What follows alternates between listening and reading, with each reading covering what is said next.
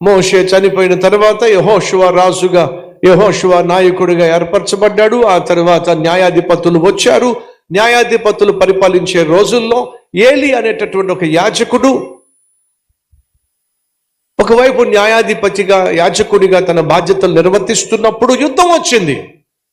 ఇశ్రాయేలీల మీదకు యుద్ధం వచ్చినప్పుడు, ఇశ్రాయేలు యుద్ధం చేయడానికి వెళ్ళినప్పుడు ఫిలిష్తీయులు అమాంతంగా మీద పడినప్పుడు ఇశ్రాయేలీలు చేసింది ఏంటో తెలుసా? దేవుని సన్నిధికి సాదృశ్యమైనటువంటి మందసాన్ని యుద్ధంలోకి తీసుకెళ్ళిపోయారు. దయచేసి గమనించండి, ఆ రోజుల్లో అక్కడున్నటువంటి ప్రజలు బహు పాపిష్టి జీవితం జీవిస్తున్నారు. ప్రాముఖ్యంగా ఏలీ కుమారులు యాజకులుగా ఉన్నారు, కానీ సేవ చేస్తున్నారు, కానీ సేవ చేస్తున్నప్పటికీ కూడా వ్యభిచారంలో జీవిస్తున్నారు.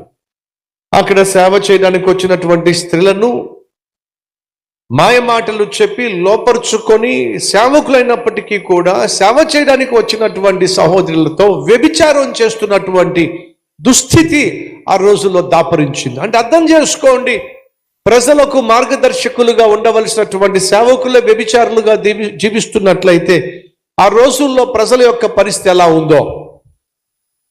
అటువంటి దుష్టత్వంతో నిండిపోయిన రోజుల్లో ఈ దేశం మీదకు ఫిలిష్తీయులు యుద్ధం చేయడానికి వచ్చినప్పుడు వీళ్ళేమనుకున్నారయ్యా అంటే, మన జీవితాల్లో దేవుడు లేకపోయినా, మన బ్రతుకుల్లో దేవుడు లేకపోయినా, దేవుని మందస్సాన్ని యుద్ధంలోకి తీసుకెళ్ళిపోయామంటే, ఆయన సన్నిధిని మనం తీసుకెళ్ళిపోయామంటే ఆయనే మనల్ని కాపాడేస్తాడు అని చెప్పేసి మందస్సాన్ని వాళ్ళు యుద్ధంలోకి తీసుకెళ్ళిపోయారు. ఇశ్రాయేలు ప్రజలట వాళ్ళు ఇష్టానుసారంగా జీవిస్తూ, వ్యభిచారం చేస్తూ, దేవుని మీద తిరుగుబాటు చేస్తూ, వాళ్ళకేదో కష్టం వచ్చినప్పుడు, వాళ్ళ మీదకి ఏదో యుద్ధం వచ్చినప్పుడు వాళ్ళు ఏం చేశారో తెలుసా? దేవుని మందసాన్నే, అతి పరిశుద్ధ స్థలంలో ఉండవలసిన దేవుని మందసాన్ని యుద్ధంలోకి తీసుకెళ్ళిపోయారు. యుద్ధంలోకి తీసుకెళ్ళిపోయి వాళ్ళు ఏమనుకున్నారంటే, దేవుని సన్నిధి మన మధ్య ఉన్నది కనుక ఖచ్చితంగా మనం గెలిచేస్తామని అంటే ఆ రోజు ఓడిపోయారండి. దారుణంగా ఓడిపోయారు. ఏలీ కుమారులు ఎవరైతే సేవ చేయవలసిన వాళ్ళు సేవ ముసుగులో వ్యభిచారం చేశారో వాళ్ళిద్దరినీ కూడా ఆ యుద్ధంలో నరికి పడేశారు. ఎప్పుడైతే ఇద్దరు కొడుకులు చచ్చిపోయారనే మాట ఏలీ విన్నాడో ఏలీ కూడా చచ్చిపోయాడు. సేవ ముసుగులో తప్పులు చేసినా, సేవ ముసుగులో పాపిష్టి పనులు చేసినా వినండి, అడ్రస్ లేకుండా పోతారు. సంగమా, ఏలీ చచ్చిపోయాడు, ఏలీ కుమారులు చచ్చిపోయారు. పరిచర్య చేస్తున్నప్పుడు పరిచర్యలో పరిశుద్ధతను ప్రేమించాలి, పరిశుద్ధంగా జీవించాలి. పరిచర్య ముసుగులో పాపిష్టి పనులు చేసినా, పరిచర్య ముసుగులో ప్రేమ దోమ అని చెప్పి మనుషుల్ని లోపరుచుకున్నా ఖచ్చితంగా దేవుడు వారిని శిక్షిస్తాడు. ఆ రోజు మనం చూసింది అదే. ఏలీ చచ్చిపోయాడు, ఏలీ ఇద్దరు కుమారులు చచ్చిపోయారు. కానీ జరిగింది ఏమిటాయా అంటే, మందస్సాన్ని తీసుకెళ్లి వాళ్ళు యుద్ధంలో మధ్యలో పెట్టి గెలుద్దామని ప్రయత్నం చేశారు, గెలవలేకపోయారు. మళ్ళా చెప్తున్నా, పాపిష్టి పనులు చేస్తూ, ఇష్టానుసారంగా జీవిస్తూ, కల్వరి ప్రేయర్ టవర్కి ఫోన్ చేసి, బ్రదర్ నా కోసం ప్రార్థన చేయండి, దేవుడు నాకు ఉద్యోగంలో విజయం ఇచ్చులాగునా, నాకు ఆరోగ్యాన్ని ఇచ్చులాగునా, నేను చేసే పనుల్లో విజయాన్ని దేవుడు కుదరదు. నీ జీవితం సరిగా ఉండకుండా, ఇప్పుడు నీ శరీరంలో షుగర్ లెవెల్ బాగా పెరిగిపోయిందండి. డాక్టర్ దగ్గరికి వెళ్ళి, డాక్టర్ గారు ఆపరేషన్ చేయండి, ఎంత గొప్ప డాక్టర్ అయినా సరే నీ శరీరంలో షుగర్ బాగా పెరిగిపోయినప్పుడు ఆపరేషన్ చేసే ప్రసక్తి లేదు. ఏమంటాడు? ముందు షుగరు కంట్రోల్ కావాలి. షుగర్ కంట్రోల్ కాకుండా ఆపరేషన్ చేసి, మీకు ఆపరేషన్ చేయడం చేత కదా? ఆపరేషన్ చేయడం చేత కదా ఏమిటి? ఇప్పటికే నేను ఇంచుమించు 3000 ఆపరేషన్ చేశాను. మరి 3000 ఆపరేషన్ చేసిన మీరు ఇప్పుడు ఎందుకు చేయనని చెప్పంటున్నారు? చేస్తా, ఒకవేళ చేస్తే నువ్వు చస్తావు. ఎందుకని? లోపం నా చేతుల్లో లేదో, లోపం నీలో ఉంది. ఒళ్ళంతా షుగర్ వ్యాధి పెట్టుకొని ఒకవేళ నేను కత్తి వేశానంటే సెప్టిక్ అయిపోతుంది, లేదంటే ఆ గాయం తగ్గదు, ఆ గాయం మానదు.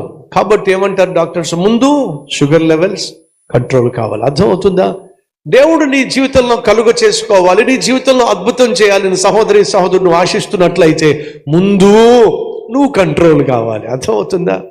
నీ బుద్ధి కంట్రోల్ కావాలి, నీ నడక కంట్రోల్ కావాలి, నీ పడక కంట్రోల్ కావాలి, నీ కళ్ళు కంట్రోల్ కావాలి, నీ ఒళ్ళు కంట్రోల్లో ఉండాలి. నువ్వు కంట్రోల్లో ఉండకుండా దేవుడు నీ జీవితంలో అద్భుతం చేయాలంటే కుదరదు. వీళ్ళ బతుకులు బాగోకుండా తీసుకెళ్లిపోయి మందస్సాన్ని సెంటర్లో పెట్టేస్తే అద్భుతం జరిగిపోతుందా అండి? జరగదు. ఓడిపోయారు, ఇశ్రాయేలు ఓడిపోయారు. ఫిలిష్తీయులు ఏం చేశారో తెలుసా? బంగారంతో ఉన్నటువంటి ఈ మందస్సాన్ని తమ దేశానికి తీసుకెళ్లిపోయారు. తమ దేశానికి తీసుకెళ్లిపోయినప్పుడు జరిగింది ఏంటో తెలుసా అండి? ఆ దేశంలో దేవుడు బహు కష్టాన్ని తీసుకొచ్చాడు, బహు రోగాలు తీసుకొచ్చాడు, అధికారులందరికీ వ్యాధులు తీసుకొచ్చారు. ఇదేమిటి? ఇప్పటిదాకా బాగున్న మనం ఈ మందస్సాన్ని తీసుకొచ్చి మన దగ్గర పెట్టుకుంటే లెక్కలేని రోగాలు, వ్యాధులు, బాధలు వచ్చేసినాయి. ఏమిటి? ఎస్, పరిశుద్ధత లేకుండా ప్రభు సన్నిధిని అనుభవిద్దామన్నా, పరిశుద్ధంగా జీవించకుండా ప్రభు యొక్క ఆశీర్వాదాలు పొందుకుందామన్నా కుదరదు. సహోదరి సహోదరులు, బైబిల్ సెలవిస్తుంది, మీ దేహము దేవుని ఆలయం అని మీరు ఎరుగరా. ఈ దేహం ఏమిటట? దేవుని ఆలయం. ఆనాడు దేవుడు ప్రత్యక్ష గుడారంలో నివసించాడు. ప్రత్యక్ష గుడారంలో 2 భాగాలు, ఒకటి పరిశుద్ధ స్థలము, 2 అతి పరిశుద్ధ స్థలము. ఈ శరీరంలో కూడా 2 భాగాలు ఉన్నాయి, శరీరము అలాగే లోపల హృదయము.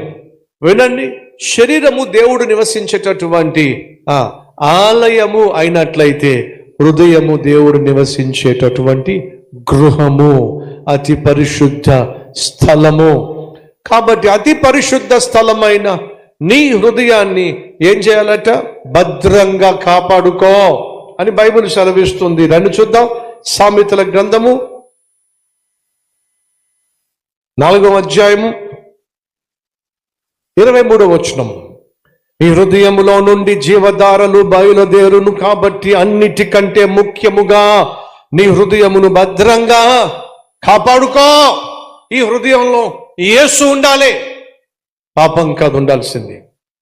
ఈ హృదయంలో యేసు ప్రేమ ఉండాలి, సంతోషం ఉండాలి, సమాధానం ఉండాలి, సంతృప్తి ఉండాలి, దీర్ఘశాంతం ఉండాలి, దయాళుత్వం ఉండాలి, విశ్వాసం ఉండాలి, ఆశా నిగ్రహం ఉండాలి, సాత్వికము ఉండాలి. ఇవి ఉండాలి హృదయంలో. కోపం ఉండడానికి వీల్లేదు, ద్వేషం ఉండడానికి వీల్లేదు, పగ ఉండడానికి వీల్లేదు, కామ వికార చేష్టలు ఉండడానికి వీల్లేదు.